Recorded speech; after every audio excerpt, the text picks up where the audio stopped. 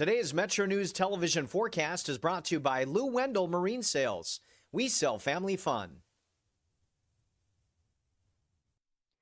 Happy Thursday, everyone. Meteorologist Todd Nelson here, and we're going to have a warm end of the week with those temperatures into the 70s to near 80, and then a few showers Friday night along a cool front will be pushing through. We're not talking about a lot of rain, but again, a little bit coming through. And then that weekend sunshine returns with temperatures much warmer on Sunday. So pretty quiet through the rest of our Thursday here. Just a few clouds drifting through. Again, starting off on a dry note Friday, and then those clouds will thicken up late into the afternoon as that cool front slides in from the north and west, with the showers working through overnight Friday and into early Saturday. Not talking about a lot, maybe a tenth of an inch at most from the Panhandle to Panhandle, farther south your Parkersburg and Elkins. Again, maybe a little bit of rain. And over the next 7 days, the precip looking pretty light as well. Warm temperatures, though, lingering through the middle part of the month. Time now for a Fly CRW forecast. It starts at home. Atlanta, Georgia, looking warm just east in Augusta, where they have the Masters, looking dry and sunny through the rest of the weekend. Again, our Panhandle forecast looking dry and quiet into our Friday morning. Again, showers developing late Friday into the overnight hours, and then moving on out by Saturday morning. Some 30s showing up to the far north and east, but daytime highs warming pretty nicely into the upper 70s. Weston 47 tonight, Spencer at 48, and again, daytime highs could be closing in on 80 as we head to the south and west near Winfield. Clay at 77, and then overnight lows in Hinton and Lewisburg could be dropping down closer to that 30-degree mark, but again, a nice warm Friday afternoon as those clouds start to thicken up. Here comes that light rain Friday night, early Saturday. Sun does pop back out Saturday afternoon. Sunday's looking beautiful. And then how about those temperatures Tuesday, Wednesday, getting close to 90? You own a boat because you love spending time on the water. Choose the outboard that allows you to make the most of it. Honda Marine's legendary reliability, ease of maintenance, and powerful performance keep you going strong. And they're all backed by the peace of mind protection of the industry's best limited warranty. Visit your Honda Marine dealer today and find out why it's more than an engine. It's your time on the water. What I just saw! Bill McKenzie hits a 38-yard field goal on the final play of the football game. 5 seconds left in the game. Do you believe in miracles? Yes! It is a great night to be a Mountaineer wherever you may be. From the home of the state's land-grant institution, inside the Health Plan Studios, in the Dale B. Miller Building in Morgantown, it's time for the state's most listened to sports talk show. This is the CityNet statewide Sportsline. CityNet, cybersecurity experts for the digital age. And now, across the state of West Virginia and beyond, Sportsline is on the air. And we welcome you into a Thursday night edition of the CityNet statewide Sportsline, coming to you from the Dale Miller Building in downtown Morgantown. Sixth string co-host Joe Bricado, honored to be joined by the one and only Coach Greg Hunter. Greg, welcome in.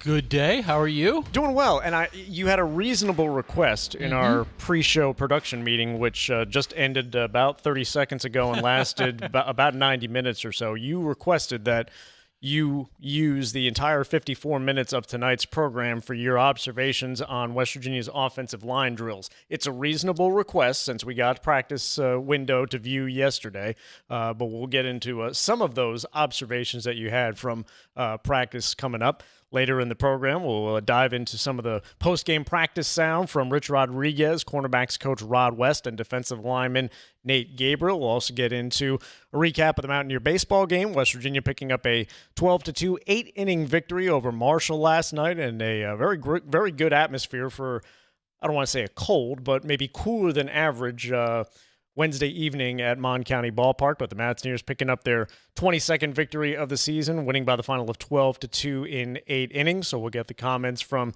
Steve Sabins and some of his Mountaineer players. This is a travel day for them as they're headed back out to West Texas to take on Texas Tech in a 3-game weekend series that will start tomorrow night at 7:30. And I'm going to be honest, Coach Hunter, we're going to start with a warning to you personally here because there's a strong chance that at some point between now and 7 o'clock, I will go quiet because I will get distracted by what is a great day of sports on television. And you have something on television that you're also keeping an eye on, because I don't know that you often make a request on what goes in the monitors, but you've got your Wisconsin Badgers competing in the Frozen Four in the second period, and the Badgers leading North Dakota, which you say is a heated rivalry, 2-0 in the second period. What is back in my childhood days living in Madison when they were both part of the same WCHA conference before the Big Ten sponsored. But yeah, I mean, Wisconsin was a powerhouse back in my childhood. Went to a lot of games. I was fortunate. My dad took me to a lot of events and tons of Wisconsin hockey games back in the day. So I've always had an affinity for them. But I think for our listening audience and the nation as a whole, I think the Masters tournament probably precedes and supersedes Wisconsin, North Dakota hockey. I don't want to say that all commerce across the country should be suspended for the 4 days that the Masters is going on, but I certainly wouldn't object to such things. It's kind of like on the Super Bowl, but that's on a Sunday. Things are generally quieter, but the Masters, and particularly the first round of the Masters, all across the East Coast, spring is starting to, we've got 74 degrees outside our studio here in Morgantown. Great weather weekend coming up. The Masters is on. You've got a great race at the top. In the first round, Sam Burns and Rory McIlroy, the defending champion, both tied at the top at 5 under par. Justin Rose making a charge. He's one shot back with 3 holes to go in the opening round. So there's lots of things, especially for somebody like myself who has difficulty keeping their attention on one thing, that there's lots of things that you can easily be distracted about. Certainly, and I'll admit there's no more rite of spring than the Masters. And I like golf, and I'll watch golf regularly. But the Masters just is the signal that it's time. And I don't know the deal that Bobby Jones and them made with the devil to get the rhododendron to bloom. Weather always great in Georgia. But I don't ever remember not looking out there and just say, boy, this is a gorgeous day in Augusta. And it looks like it is today, and looks like it's going to be another good tournament. Off to a quick start, and anybody who likes Rory McIlroy, smiling at this point, right? Yep, McIlroy in the clubhouse, tied for the lead with Sam Burns at 5 under par. Justin Rose, as I mentioned, one shot back with 3 holes to play. Kurt Kitayama, Jason Day, and Patrick Reed all in the clubhouse with 3 under par rounds of 69 as well. Have I told you my Jason Day story? I don't think so. What is that? We'll get to the actual items on you grew up a long ways away from where you did. Well, that's very true. But do you remember back when, I believe it was 2004 to 2009, when Pete Dye Golf Club hosted the Nationwide Tour event? It had a couple different iterations, National Mining Association, Pete Dye Classic, and it would later be the Players' Championship or the Players' Cup, but it was in 2007. And for local media, this is a great event, obviously. In my former days as a television sports reporter at WDTV, the Nationwide Tour would come in and they would, make a bunch of different media opportunities available. And one of them was to caddy for one of the pros in the Pro-Am the day before the actual competition began on Thursday. I did it for the first 3 years of the event, and the guy that I caddied for missed the cut all 3 times. 4th year of the event, the tour official says, I've got a guarantee guy for you that will make the cut. Happens to be Jason Day.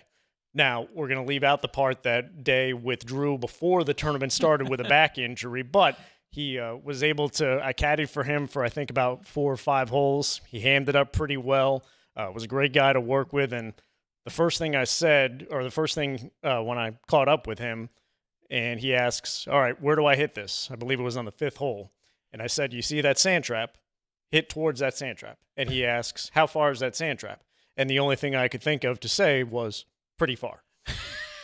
So he hit it towards the sand trap, and the rest is history. Unfortunately, he didn't get to actually compete in the tournament, but things worked out pretty well for him. So he's done okay since then, though. I guess your streak continued. Nobody who you caddied for until the next year, it was finally broken. Yes, so you finally got somebody to the end of the tournament. So that was a fun event there at Pete Dye. So So there is a West Virginia connection there to you go. Jason Day if you're watching the Masters. The text line open to you throughout the course of the program tonight.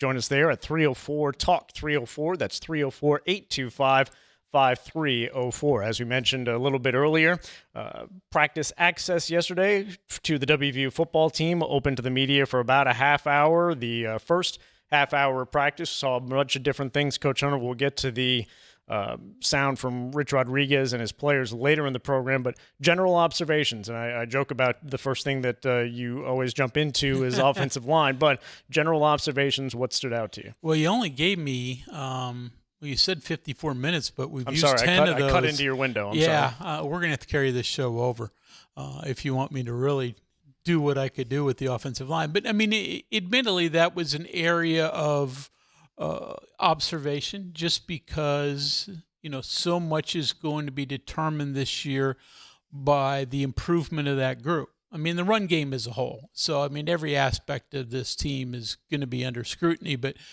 very much the offensive line. And again, we didn't see the scrimmage portion of things, so they were just going through drills and skeleton work, and so we didn't see anybody hit. But you can sort of just tell athletically, in terms of size, this is a different looking offensive line than we've seen from West Virginia in the past, at least in comparison to last year.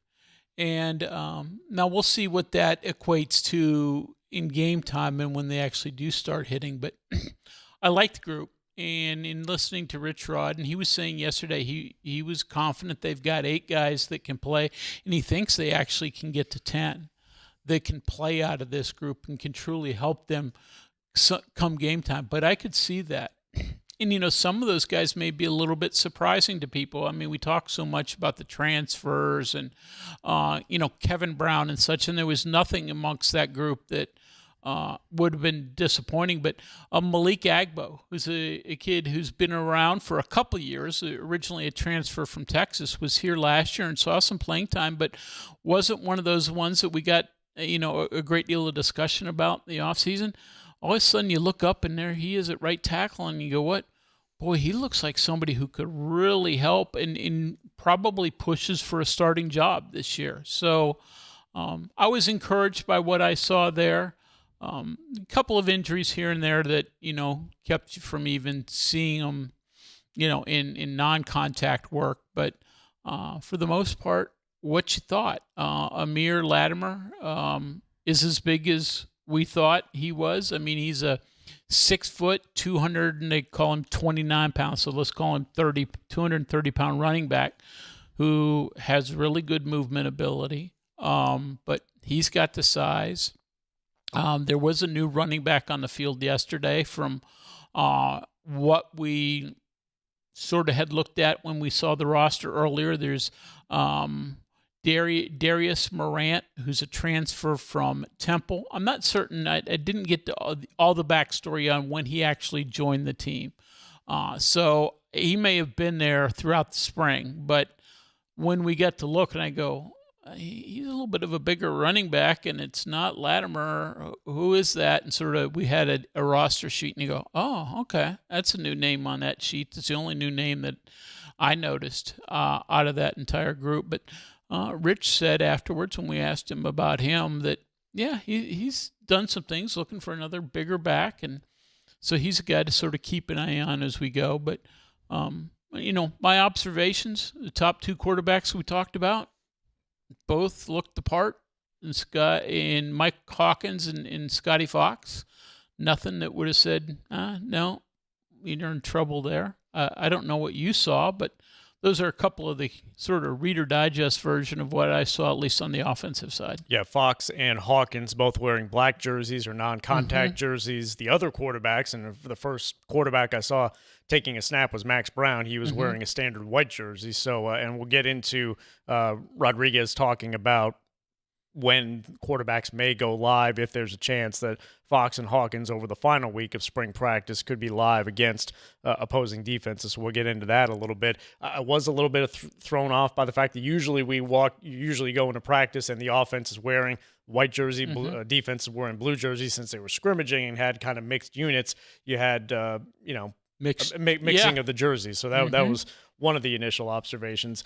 And pace that they were running through drills, and obviously we know that Rich Rodriguez wants to run as many plays in a game as possible, showed that last year, even at times when the offense had difficulty moving the football. But that pace kind of goes through everything. They were running through special teams drills. Jack Cassidy hits a field goal, and then they go immediately into trying to get another field goal off within 15 seconds. And that's a situation that'll never happen in a game. But obviously it's a what do they usually call it? NASCAR drill? Is they're trying to get the field goal unit on to attempt a kick as the clock is winding down. So pace not only for offense and what they want to do on that side of the ball, but for special teams as well. Yeah, so. Nate Flowers, Fairmont's own, out there, got rushed onto the field for his, but. And then again, for those of us who've been around, like you and I, always good to hear Rick Trickett on one end of the field, and you hear him real quick. So, so that's that was good. But again, nothing negative out of what we saw. But we were not allowed to stay around for the scrimmage portion of things, and they did have a 50 or 60 play officiated scrimmage, so it's been nice to see that. But during the spring festival in a couple of weeks, well, I guess even less than a couple of weeks now, next Saturday, I was pleasantly surprised last year when they had a similar type event, albeit without the post-game concert.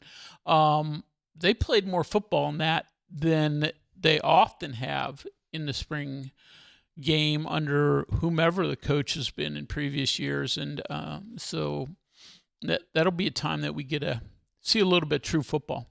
Yep, absolutely. And as of now, the Spring Festival, as you called it, scheduled, or at least so it says on the WVU website, from 12 to 1:30 with the Jake Owen concert to follow. So exactly what goes down in those 90 minutes, I'm sure more details will be announced over the coming week of what we'll see.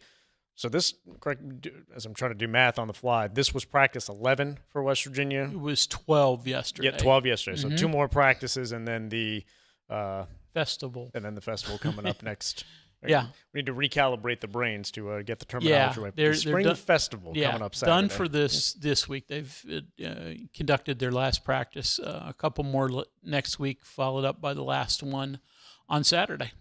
Text lines open to you throughout the course of the program. Please join us there with any of your golf, football, baseball, other thoughts. Join us there at 304-TALK-304. That's 304-825-5304. We have a conspiracy theory in relation to golf on the text line, Coach Hunter. We'll get into that. We'll get okay. This actually makes sense, though. I think I actually agree with this guy. When you choose CityNet, you're choosing a 100% West Virginia-owned internet provider with local support, no call centers, no runaround, just fast, dependable fiber internet backed by people who live here and work right here. Plus, new residential customers can get 50% off any internet plan for a year. Visit citynet.net today. The CityNet statewide sports line continues after this as we get into some WVU baseball conversation next. Running a small business means wearing a lot of hats, and dealing with tech problems shouldn't be one of them. CityNet helps West Virginia businesses keep their technology running smoothly, from networks and computers to backup, security, and day-to-day support. Whether you don't have IT staff or you have a small team that could use extra help, CityNet can take care of the technology or work alongside your team to fill in the gaps. With proactive monitoring, fast local support, and solutions built on CityNet's fiber network, your business stays productive instead of reactive. Call us at 1-844-CityNet to get started. If a fire occurred in your home, would your smoke alarms work? Don't wait for a tragedy to find out. Smoke alarms are designed to give you and your family the precious seconds you need to safely escape. Test your smoke alarms every month by pressing the test button until the alarm sounds. Depending on the type of battery in your smoke alarm, you may need to change the batteries at least once a year or whenever the low battery warning chirps, and never remove the batteries for any reason. Remember, having working smoke alarms is not only a good idea, it's the law. A message from the West Virginia State Fire Marshal's Office. Live from the Health Plan Studios, the CityNet statewide sports line Returns in 2 minutes. on Metro News, the voice of West Virginia. Sunshine, open roads, and a new Toyota from Dan Calva Toyota World. Lease an all-new Camry for as low as $398 a month. All new Tundras now up to $8,000 off. All new Tacomas now up to $4,500 off or lease as low as $399 a month. $7,500 off the new BZ or 0% financing for 72 months. We've got a Toyota for you at Dan Cava Toyota World in Fairmont. Shop the world. You know CityNet is West Virginia's leading technology company. Whether we're managing IT infrastructures, protecting the critical data and networks of our region's businesses, or providing fiber broadband, TV, and phone services, we are your go-to experts. We're also a strong partner in the communities in which we serve. CityNet, your trusted technology partner. Learn more about us, visit citynet.net. With Metro News Hotline, if it's trending, it's probably here. And then the other thing, his last name is one of those weird Norwegian names where they have two vowels that slam into each other. It's like the A and the E are like cemented into each other. You're like the 12th Dave that works here. What do you think people from Norwegian think about that? That is fair. Join Dave Weekly and Coop weekdays for Hotline on Metro News Television.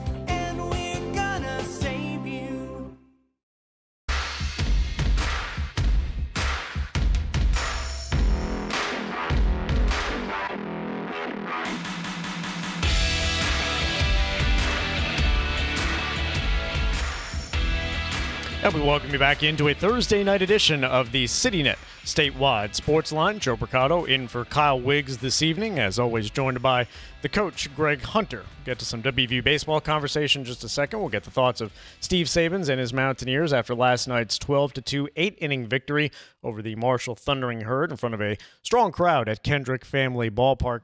The text line, Coach Hunter, and the conspiracy theory that may not be a conspiracy theory because it actually does make a lot of sense. Texter says, just remember, not all you see and hear at the Masters is true. In my opinion, the broadcast clearly pipes in birds chirping, especially during putts. It's been a long-standing debate. I think the official statement from the Masters is that all sounds are real. Fake news.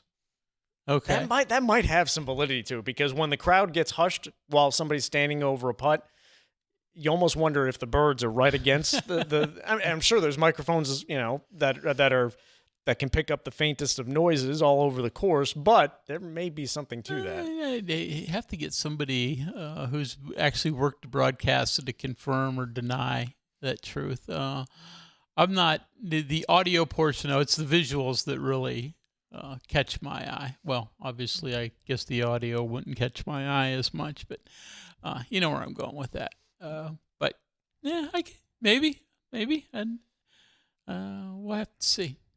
Texter, coming soon, Caddyshack 3, starring the hosts of Sportsline. I think that's a fantastic idea. Chevy Chase is still with us. Rest in peace, Rodney Dangerfield. Yeah. Judge Smales. I think Judge Smales is still with it. All right, enough of that. Mountaineer baseball. I think he's gone. Oh, okay. With all due respect. Yeah. Mountaineer baseball team picking up a 12-2 victory last night over Marshall at Mon County Ballpark, and we'll get the thoughts of Steve Sabins. Coach Sabins starting off his post-game comments talking about the many different things that his team did well and not just what showed up on the scoreboard at the end of the game. Tonight I was really excited about how we played. We executed on offense with bunts, with stolen bases. We played really clean defense. We had relay throws. We had plays at the plate. We turned double plays. We had quality PFP. Our at-bats were clean. The approach was clean. We were able to get the starting pitcher out of the game early. The energy was consistent. The batting practice was good. So just today was a very good day for us.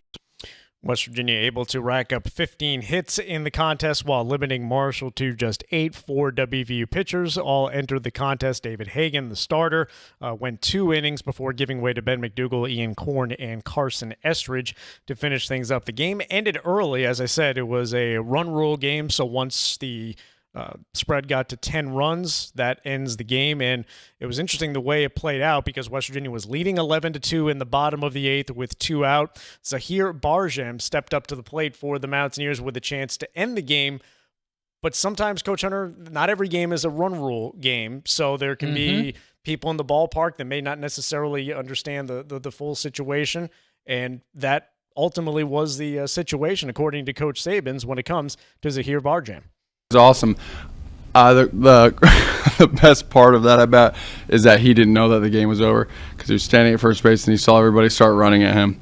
So I don't know if there was any additional pressure on him in that moment, but Robal had swung the bat good, and he got the start today because Cresser's back's been a little bit tight on him, and Robal's been swinging the bat well and is certainly deserving. And Zahir's another freshman right-handed hitter that we have really high hopes for long-term, and we think he's going to be a star. And so we decided before the inning started that he was going to pinch hit to get in that bat when we had an 8-run lead because he needs to continue developing.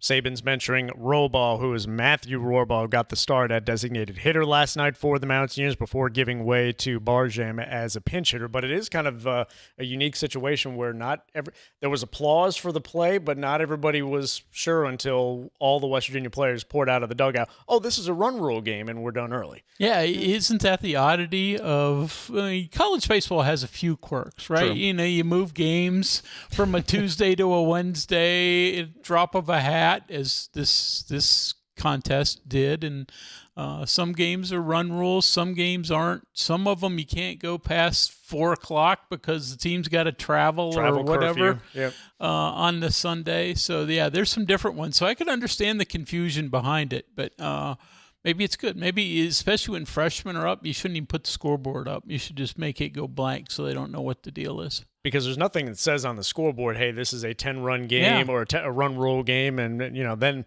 once everybody pours out of the dugout, oh, okay, all right, we're done here.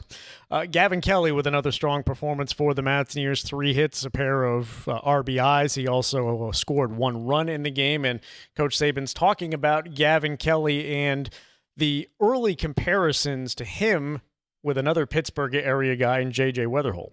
The guy's a real deal. He has a really bright future.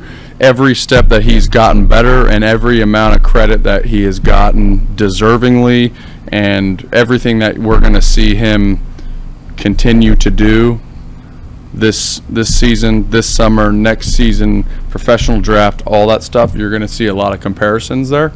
And the funnest, coolest part about it is that every time that he has gotten accolades or anything like that, he's only worked harder. So he's just learned how to work during his time in Morgantown and what it really takes. He's as talented as anybody. We have one of the best players in the nation in Morgantown. One more soundbite from Coach Steve Sabins, and as I mentioned earlier, Ben McDougal, a Bridgeport High School graduate, seeing his first action in nearly 2 months. He was injured in the season opening series at Georgia Southern when McDougal made his return to the lineup yesterday, pitched the 3rd inning, hit the first 2 batters that he faced, then allowed a single, but McDougal was then able to get a 5-4-3 double play to end the inning, and Coach Sabins talking about McDougal making his way back into the lineup. I didn't know if he'd pitch for the rest of this year, and rehabbed and then threw to live hitters multiple times, and about 4 or 5 days ago threw in the BPC and did well. The velocity was good, and I was thinking like, hey, we'll face some more hitters, we'll keep going, and he was so excited. He's like, I'm ready to go. I'm ready to face Marshall.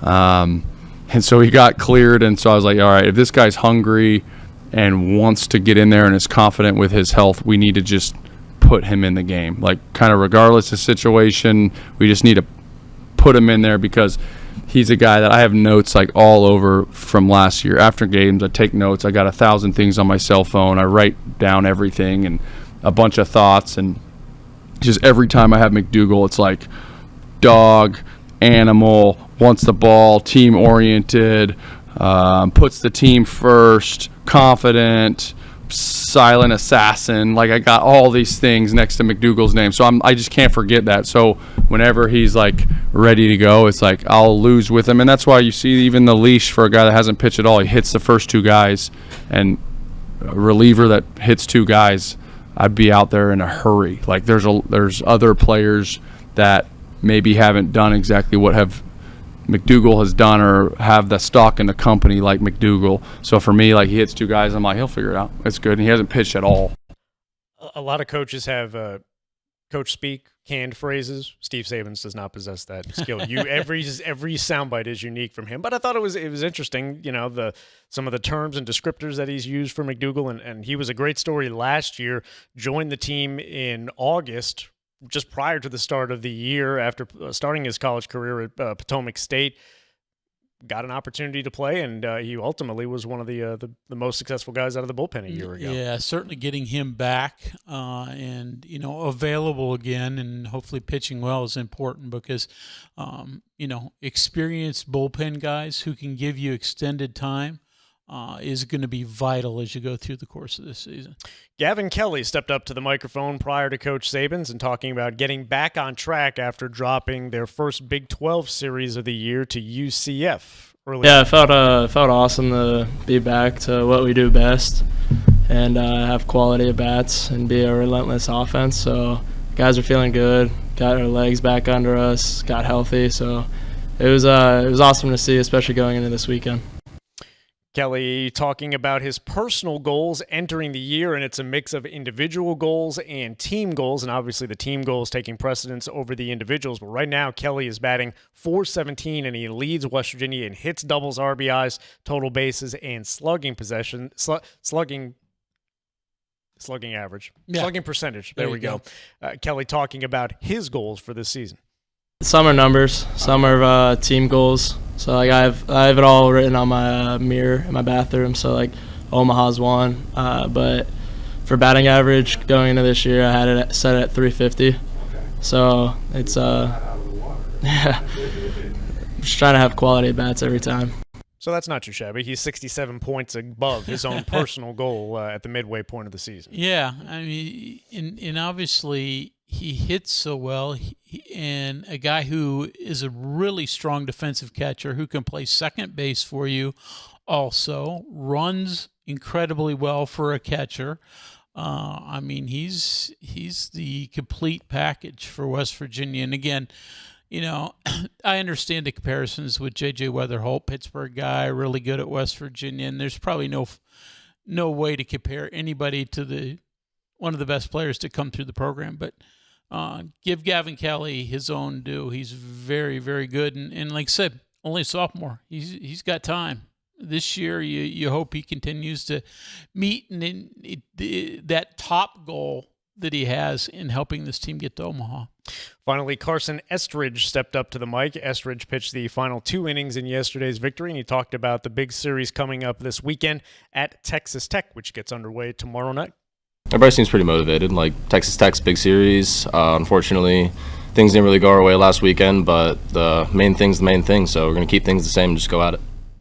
Keeping things the same in terms of the starting rotation, Dawson Montesa set to get the ball tomorrow night in the series opener. Max Yell gets the Saturday start. Yell with a 5-0 record and a 2.3 ERA, and Chanson Cole with a 4-1 record and a 3.32 ERA. So after some movement with moving Yell up to the Saturday spot for the second weekend in a row, the same starting rotation for the Mountaineers. Yeah, they seem comfortable with that. West Virginia's had a little bit of Friday struggles, though. And I wouldn't say that it's all Dawson Montesa's related, but certainly would love to get off to a strong start in a location that's always tough for opposing teams to go in and get victory. So you find a win or two in Lubbock, you're going to be really happy. Textline on our conspiracy theory of the audio on the Masters broadcast. Greg in Lake Norman. Those bird chirping sounds are actually coming from those 2 guys who attend the Vanderbilt baseball games and do bird calls all the way through the game, from what I hear. So there we have solved the mystery. Thank you, Greg. They're good because those sound real. Yeah, absolutely. Thank you, Greg in Lake Norman. Since 1979, the health plan has called West Virginia home. From humble beginnings, they've grown alongside West Virginia, becoming part of its fabric for over 4 decades. They've been here through thick and thin, supporting local families and businesses, proudly serving West Virginia for over 40 years. the health plan. We'll get back into the football conversation coming up after the break as the CityNet statewide Sportsline continues. We are there for you, to care for you at the health plan. We are here for you. For over 4 decades, we've been rooted deep inside West Virginia. Through thick and thin, supporting local families and businesses. Proudly serving your neighborhood since 1979. Your trusted partner in the community. The health plan, we are here for you. If sinus and allergy discomfort are impacting your daily routine, the experts at the WVU Medicine Sinus and Allergy Center can help you find relief. Our team of ear, nose, and throat specialists work together to help you breathe easier. With exceptional care for sinus and allergy issues, we provide adults and children with the most advanced ENT care available in West Virginia. Call 855-WVU-CARE or visit wvumedicine.org/ENT. Live from the Health Plan Studios, the CityNet statewide Sportsline returns in 2 minutes on Metro News, the voice of West Virginia. Today's Metro News television forecast is brought to you by Lou Wendell Marine Sales. We sell family fun. Happy Thursday, everyone. Meteorologist Todd Nelson here, and we're going to have a warm end of the week with those temperatures into the 70s to near 80, and then a few showers Friday night along a cool front will be pushing through. We're not talking about a lot of rain, but again, a little bit coming through. And then that weekend sunshine returns with temperatures much warmer on Sunday. So pretty quiet through the rest of our Thursday here. Just a few clouds drifting through. Again, starting off on a dry note Friday, and then those clouds will thicken up late into the afternoon as that cool front slides in from the north and west, with the showers working through overnight Friday and into early Saturday. Not talking about a lot, maybe a 1/10 of an inch at most from the Panhandle to Panhandle, farther south through Parkersburg and Elkins. Again, maybe a little bit of rain. And over the next 7 days, the precip looking pretty light as well. Warm temperatures, though, lingering through the middle part of the month. Time now for a Fly CRW forecast.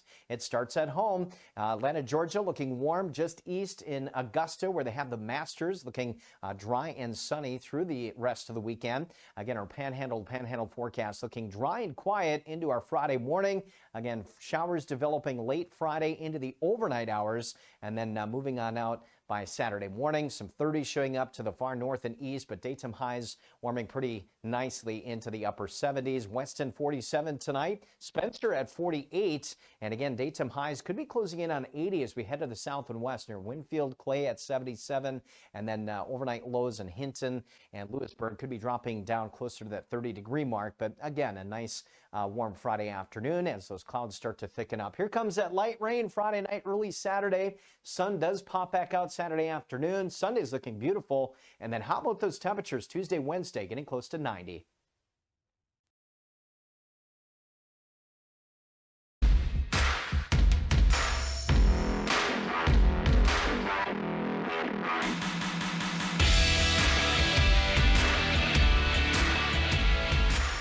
Welcome back into a Thursday night edition of the CityNet statewide Sportsline. Joe Mercado and Coach Greg Hunter taking you up until 7 o'clock this evening as Coach Hunter is engrossed in the hockey game at the Frozen Four.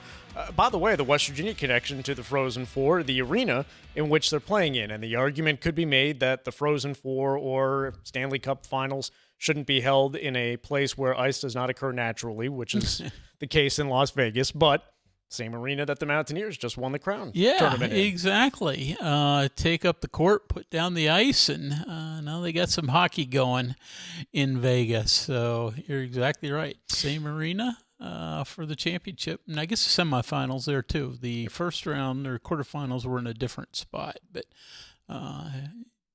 so far so good for Wisconsin, just like it was for West Virginia. But Mountaineers saw their big lead evaporate. Wisconsin can have the same thing happen, but we'll see. So 2-0 lead for Wisconsin in the final minute of the second period, and then the second semifinal between Denver and Michigan set to drop the puck at 7:30. Texter asking about J.J. Glasscock, why he's not getting innings. Is he hurt? And yes, Glasscock was diagnosed with thoracic outlet syndrome early on in the year, pitched just in the opening series in one game against Georgia Southern, but has not pitched yet. So that's the injury situation with J.J. Glasscock, the veteran relief pitcher for the Mountaineers. All right, back into the football conversation, and as we said, we had practice access for about a half hour yesterday and interviews to follow, and Kyle played you some of the comments from Rich Rodriguez. We've got a couple of different thoughts, and one to start things off from Rodriguez, a guy that you had mentioned earlier in the program, Coach Hunter. I believe you asked about him specifically, and Malik Agbo, the redshirt senior offensive lineman and transfer from the University of Texas, now entering his second year in the program. He's gained weight. I mean, he was big at one time, and he got skinnier. And last year he played at a lighter weight. Now he's back over 300-some pounds. He's a great young man. It's really important to him. He's a good learner. He can play both sides, right and left. And so he, obviously played a lot for us last year. But he's going to be one of our key cogs. We want to have 8 guys that can play up front. I think we can get 10. I really do. I think we can have 10 guys that we can feel comfortable playing with. But I say that, with still 3 practices and a whole summer to get ready for it. Agbo was interesting. Even last year when you saw him, you go, boy, he looks like he could be a guy. But he came to West Virginia from Texas, and he was playing tight end at the end of his time at Texas. So he'd gotten down to about 270 or so. Transferred for West Virginia. It took him a while to pick the weight back up. Never really did so last year, but now is over, as Rich said, over 300, and is a guy that, as I said, is really going to compete for a starting tackle job. I produced this show, Coach Hunter, with you in mind. So we'll talk some more offensive line and 2 more guys that were brought up, a couple of Jacksonville State transfers, guys that obviously have the connection with Rick Trickett from a year ago, Rich Rodriguez from 2 years ago, Amari Bubba Grayson and Cam Griffin, both transferring in from Jacksonville State to join the Mountaineers this year, and where they stand in the offensive line rotation. Bubba and Cam, yeah, and they did a lot of similar stuff last year. The terminology was different, but some of the schemes. The biggest thing is some of the drill work that the O-line do that are base drills for any scheme transitioned over. In fact, it helped our guys, those 2 coming over, helped our guys. Hey, this is what he wants, what we want out of this drill. That's what we want out of this technique. And so, yeah, and then the terminology part, it was like easy for Cam and Bubba both. Seen quite a few Jacksonville State guys make their way to Morgantown over the last couple of years with varying levels of success. Where do you think those 2 guys fit in? I think they're going to be right up there. Cam Cook is certainly going to be a guy that also is highly thought of, though he's the one who didn't play for Rich Rod because he only spent last year with Gamecocks. But I think those 2 guys, again, both are going to certainly push for starting jobs, and they've got some versatility about them. Cam Griffin can play any of the interior spots, including center, and Bubba Grayson can play any of the 5 offensive line spots. So they have nice versatility. Both were all conference players in Conference USA for Jacksonville State last year, and I think are going to be really, really important as West Virginia tries to rebuild that offensive line. As we talked about earlier in the show, Rich Rodriguez discussing the jerseys that quarterbacks are wearing in practice and the possibility that some of them could go, or the top 2 guys, at least apparently atop the depth chart right now, in the incumbent Scotty Fox and the transfer from Oklahoma and Michael Hawkins. Would they be having some type of live contact during either the late stages of spring practice or the early stages of the fall? Both of those guys wearing black jerseys, non-contact jerseys yesterday. So Rodriguez talked about the possibility of maybe getting some contact for those guys. Debating, I want to maybe do that because it allows them to play more realistic. But both of them, they've got game experience, so I'm not worried. Are they going to wilt? And when there's pressure, neither one of them will. I mean, their mentality is I'm not worried about them panicking under pressure or anything like that. So it sometimes hurts them more because they're both athletic and both can run. and it hurts them more when it ain't live, when you have to go tackle them. You know, like Max Brown today made several plays running the ball. We let him be live, and it was good to see because he needed to do that. But the other two were in a two-hand touch jersey. Give Fox and Hawkins truth serum. Do you think they want to be wearing the white jerseys or the blue jerseys? No, I think they'd like to wear. I think they'd like to be hit. I mean, they're both football players, so I don't think they like the black jersey. Now maybe over the extension of all of spring, but I think they'd like to be out there and be able to play because, as Rich said, when your feet are a big part of your game, as it is for both people. The two-hand touch slows you down more so. But, again, we've seen Scotty Fox, so we know certainly what he can do. Looks every bit, where you expect him to be now going into his second year. First view of Hawkins, and was impressed by him. Got a bit of a quick short arm release, which isn't a bad thing, I'm not saying, but a little bit of a lower slot angle for him. And looks really, really quick as well. So, our first view of Hawkins, at least from the media side of things, and, anticipate getting a lot more opportunities.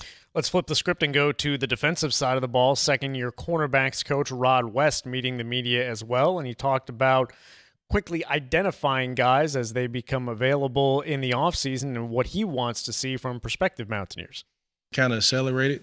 So the old days of recruiting where you get to know the kid and, you see him move around 2 or 3 times. You have just a smaller sample time to get everything done. But even more than ever, when you are paying guys from the rev share, you have to make sure you do your homework. So still got to do your homework just in a smaller time frame. I think the biggest thing is knowing exactly what you're trying to ID on film. So for us, we want guys who play with a hard edge. You can turn the film on and within 10 plays if they fit what you're doing. And then I think, talking to the people that in the profession, not just guys that coach them, but guys that played against them. And, you want to get guys that love football and that's tough. So I think we did that. Lastly, from Coach West, he talks about coaching cornerbacks that may be of different size and how those guys are coached differently. I think as a coach, you have to equip the guys with tools. And you don't coach every kid the same. You hold them to the same expectation, the same level of preparation, but chums won't do the same techniques that Jared would do. So it's my job to equip them with the tools to get the job done, if that makes sense. So I coach them the same in terms of the requirements, the effort, but once you get to the technical part, it's kind of a give and take where I know a bigger guy can get away with some stuff, so I may tell him to be a little bit more aggressive. Whereas Jair, a smaller guy, he may be a little bit more limited in certain spaces, so he may play a certain technique a little more conservative. Regardless of the size of the guys, cornerbacks are definitely needed, new guys to step up. Yeah, certainly. The whole secondary, there are a couple players back, but very, very few. And so it's a rebuild job almost all the way through. Safety, definitely, mainly at corner. You got a couple guys that are back, but for the most part, new players there. And as I said, it is interesting to look out there. You've got guys that are probably lucky if they're 5'10", but others that are over 6'2", all at the cornerback position. So you've got some different, body types out there that you can use in different ways. And now let's check in with Nate Gabriel, third-year defensive lineman. And, yes, third year, amazing. 3 years in one program. Kind of a novelty for this current edition of college football. But he is called the Unk, the old guy in the room, and he talks about that term. Coming in about, 2.5 years ago, never would have thought that now everybody's calling me Unk in the locker room, even though I'm only 19, but, I guess I kind of took that role. I'm not really mad at it. Got to be the older guy, got to be an example to these young guys, so I guess I'll be the Unk. And Gabriel talking about growing up in the program over the last couple of years. Playing as a true freshman, I feel my weakest points was learning the playbook. I was a freshman at the time. I didn't know better, but, now I'm definitely getting to learn the playbook better. Just being in college more, I guess I'm getting used to college playbooks. It's just how it is growing up, years passing. But being a freshman playing, I really felt that pressure. I had my welcome to college moments, but everybody has that. But I felt my freshman season, it could have went better, but as a freshman, what I did was decent. The UNC. Respect for one's elders shows character. At least that's what I was always told. Absolutely. But he's a guy played. I mean, unusual because we know there are not a whole lot of linemen, offense or defense, that come in and play right away as true freshmen. He did. Some of it was out of need at that time, but also he was physically ready. Now he's gotten even stronger since then in the 2 years since. But he's been a nice role player for West Virginia the last 2 years. He's going to be more than just a backup now. I mean, they've got some other guys that can play nose, and they're going to be part of the rotation. But you have to look at it right now, and Nate Gabriel's at the top of that rotation. Final break to take here. We'll put a wrap on the program coming up next on the CityNet Statewide Sportsline. If you have a child who's a junior in high school in West Virginia or know someone that does, please listen up. Here's your opportunity to win a full scholarship from West Virginia Wesleyan College that includes room, board, tuition, and fees. The 19th Annual West Virginia Scholar Program is presented by ZMM Architects and Engineers and the West Virginia Farm Bureau. The deadline is May 3rd. For details, go to WVMetroNews.com to apply. That's WVMetroNews.com. Remember, application deadline is May 3rd. We are there for you, to care for you at the health plan. We are here for you. For over 4 decades, we've been rooted deep inside West Virginia. Through thick and thin, supporting local families and businesses. Proudly serving your neighborhood since 1979. Your trusted partner in the community. The health plan. We are here for you. Live from the Health Plan Studios, the CityNet Statewide Sportsline returns in 2 minutes on Metro News, the voice of West Virginia. You own a boat because you love spending time on the water. Choose the outboard that allows you to make the most of it. Honda Marine's legendary reliability, ease of maintenance, and powerful performance keep you going strong. And they're all backed by the peace of mind protection of the industry's best limited warranty. Visit your Honda Marine dealer today and find out why it's more than an engine. It's your time on the water.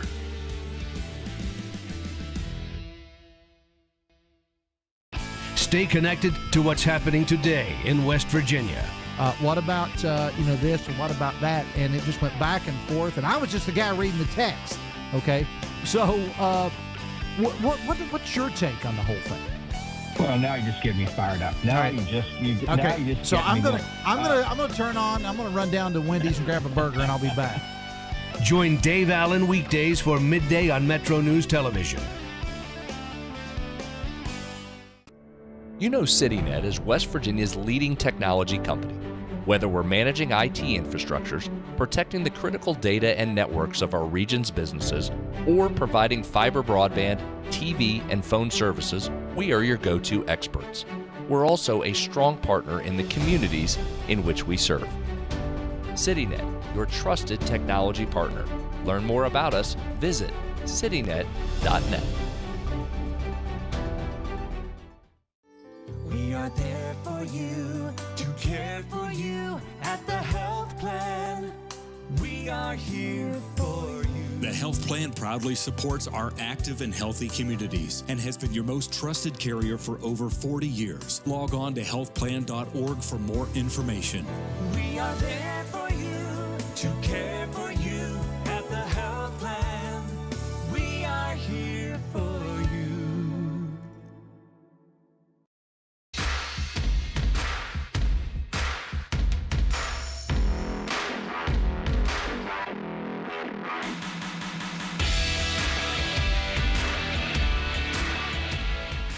Final look at the text line, Coach Hunter, and we both have homework assignments heading into the weekend. Okay. Doug in Morgantown, keeping with our theme of fake golf, air quotes, fake golf noises on golf telecast, comedian Brian Reagan does a great bit about fake bird noises on golf broadcasts. It's very funny, that from Doug in Morgantown. So I have to look that up. That's a YouTube video to check out as we get further along in the Masters. And a couple of texters, Coach Hunter, asking about potential basketball recruits that could be coming in for visits over the weekend now that the transfer portal is open.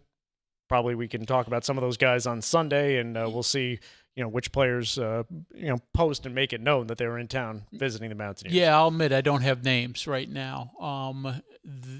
The dead period for recruiting, and thus the ability to bring people in for visits, ends today. So tomorrow will be the start of opportunities for recruits, transfers at this point in time, to come in and visit. And I know West Virginia's involved with probably, just by sort of what we know publicly, close to a dozen transfers already. And I'll guarantee you could probably go into the building and there's at least double that they're truly involved with. And they won't all be in this weekend. You sort of run those in and out over the course of the next week or two. Again, the coaches call it speed dating. Everybody comes in for about 24 to 36 hours, and you get a couple in, and then you move on to the next group. I know there's a big kid from Georgia Tech, Mo Sila, I think is how you pronounce the last name, that West Virginia really is pursuing heavily. He's a kid that's a top 25 transfer recruit. There are a couple others that are very highly rated West Virginia is involved with, but we'll get deeper into that on Sunday. That's a fast 54 minutes, Coach Hunter. Kyle is back in town tomorrow, and he will join you coming up at 6:06. Coach Hunter, enjoy your weekend. Thank you. Thanks to all the texters, and thank you for joining us on this edition of the CityNet Statewide Sportsline. Kyle is back in tomorrow night.